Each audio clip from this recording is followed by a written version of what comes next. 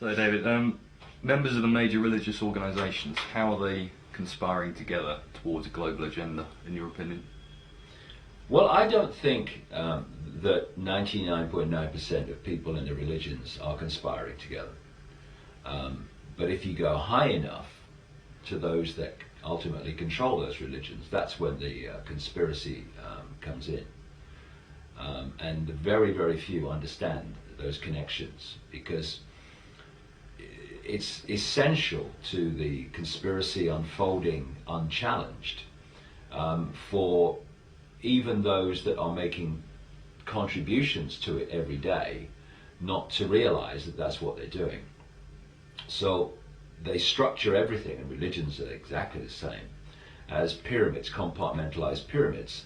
So if you look at any organization today, including Christianity or Islam or any of it, they're structured as pyramids, and pyramids within pyramids. So the vast majority of people are in the body of the pyramid, and they have been manipulated to believe that their religion is true and their God is the only God, and all that stuff. And their truth is the only truth, and everyone else must be wrong.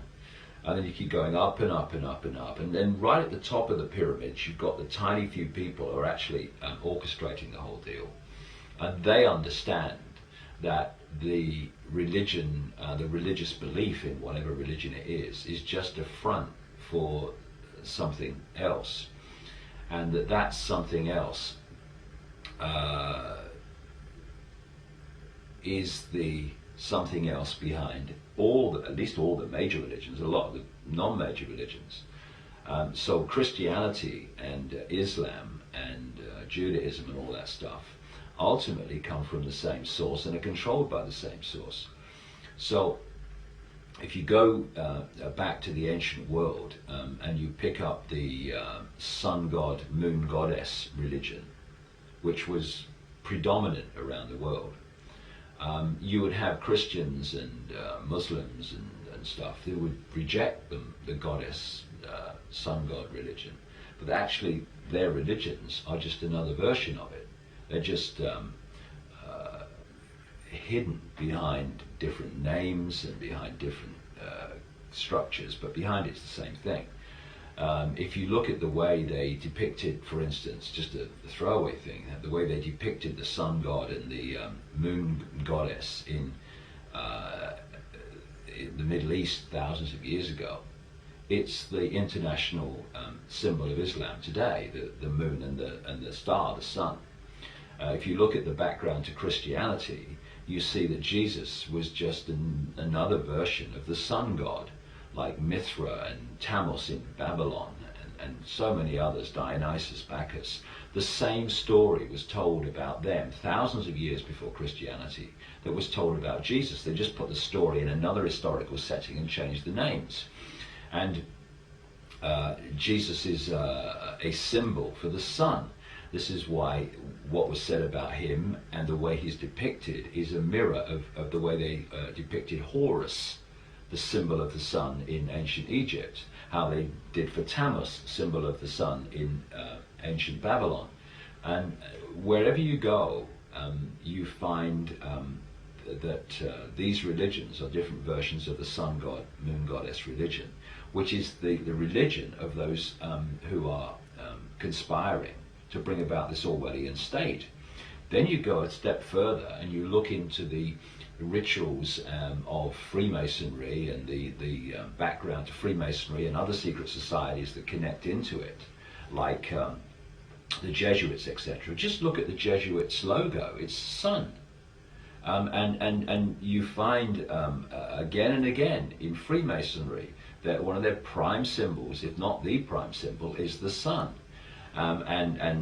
So what you're looking at within the secret societies is another version of the ancient sun god, moon goddess religion, which is their focus of worship, which is the same focus of worship when you look behind the cover story of these major religions. And yet the major religions, certainly Christianity, on the surface condemns Freemasonry and all that stuff. And yet they're all different masks on the same face. And so again, when you take the pyramids up, the compartmentalized pyramid, and you reach the top, you find that the same few, what they call elite families, interbreeding families, bloodlines, are controlling Christianity, Judaism, Islam, Freemasonry, Hinduism. You look at Hinduism again, they are worshipping the same gods from the Vedic history as is worshipped in other forms in the Western religions. And so it's one religion, including the secret societies, but the religions at the base of the pyramid, where people see them in society, are presented in a different way. But it's all the same score, and it's all the same gods that they are. And you know, you go back to the original writings for the Bible. It's not talking about a singular God. That came in the translation. They're talking about gods, and so are the Hindu religions and all the rest of it. So we're looking at the same structure of belief and worship that's packaged in different ways. But of course, once you repackage it, then you can play the different packages off against each other, dividing and rule the general population as religions fight and they argue and all the stuff over who's right and I've got the truth and you've not got the truth. And up there, of course, they're kind of on their backs with their legs in the air, absolutely in hysterics that's going on down here, because they know that it's all the same thing they're arguing about. And of course, if you look at religion, it's been used in such a massively effective way in terms of advancing this agenda. First of all, you've got divide and rule, which any small group trying to control a massive group has to divide and rule the massive group to have any chance of success. But they're also selling belief systems, which are different packages of the same belief system, actually, as I've said. And those belief systems, when you take them on, they close the mind down. And they firewall off the mind, because anything outside of the belief system must be wrong, so you won't look at it. So you turn someone into a person of tunnel vision and tunnel belief. And what we believe, we perceive. We edit reality based on what we believe, and you can see this because, you know, when you're having a conversation with someone who has a real preconceived belief about you, and you're having a conversation and you're saying things to them, and you're sitting there and you say, I never said that. I never said that. Oh, you did. Because what's happening is you are saying things, and it goes through the belief system of the receiver, the preconceived belief about you system, and it edits what's coming in by the time they consciously hear it. They are hearing what you're saying in a way that confirms and underpins their preconceived belief about you.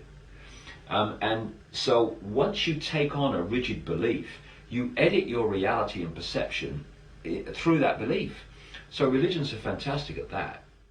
And of course, the other great contribution that mainstream religion has made to this conspiracy through the centuries is being the focal point for expanding out across the world with the colonial countries and destroying, when they got in there, all the ancient verbal traditions of history, of reality, of everything that is at odds with what the conspiracy wants us to believe, in the name of things like Christianity. So Christianity goes into Africa, it goes into Australia, it goes into North America, and it destroys, or as much as it could, the thousands of years of knowledge and understanding that's been passed through that culture, and imposes upon it the rigid beliefs of Christianity, therefore taking out, because anything that was not about the rigid beliefs of Christianity, it's the devil, you know.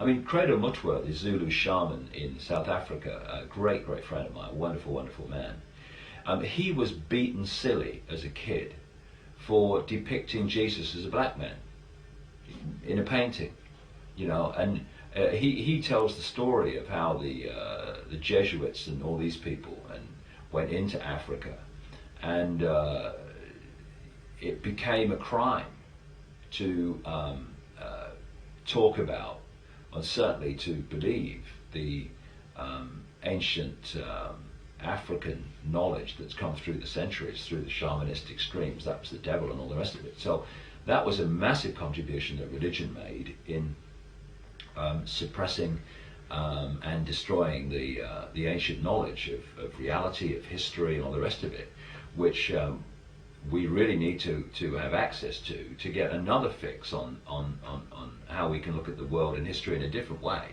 outside of the official history, which has been written simply to get people to see the world and where we've come from in a way that suits the agenda. So religion's just a fantastic weapon for this conspiracy we're talking about.